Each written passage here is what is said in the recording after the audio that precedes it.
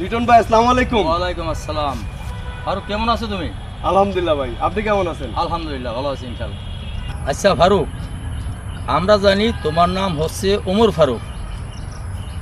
এলাকার মানুষ তোমাকে কেন চশমা ফারুক বলে, এর ব্যাখ্যাটা একটু আমাকে দিবা ভাই?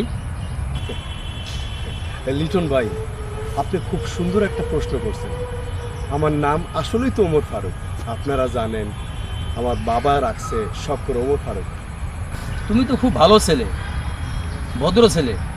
তুমি একটু খুইলা কত আসলে ঘটনার কি? চশমা ফারুক আমি কেন হচ্ছে শুনবেন? আমি যখন ক্লাস 7-এ পড়ি, তখন আমি খালার বাড়িতে বেড়াইতে যাব। আমার এক বন্ধুর কাছে গেছি একটা চশমার লেগা, একটা সানগ্লাসের লেগা।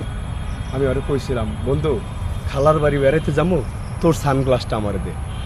বিশ্বাস করেন লিটন ভাই, আমার লোকে যে ব্যবহারটা করলো, সানগ্লাস কিনাল, হ্যাঁ মাইসের সানগ্লাস দিয়া ফ্যাশন করবি? হ্যাঁ লিটন ভাই, আমি খুব কষ্ট পাইছি আমার এই কথাটা যখন কইছে।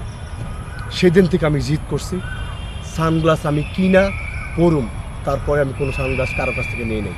এই দেখেন সানগ্লাস, এই দেখেন সানগ্লাস, এই দেখেন সানগ্লাস। আপনি আমার বাসায় চলেন, মিনিমাম 2000 সানগ্লাস দেখবেন। ও আচ্ছা আচ্ছা, এই কারণ। বুঝছেন? এই হচ্ছে রহস্য।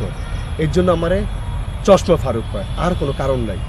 মূল রহস্য হচ্ছে এটা তোমরা বুঝছেন। খুব দুঃখে খুব মেজাজ খারাপ হচ্ছে সেদিন।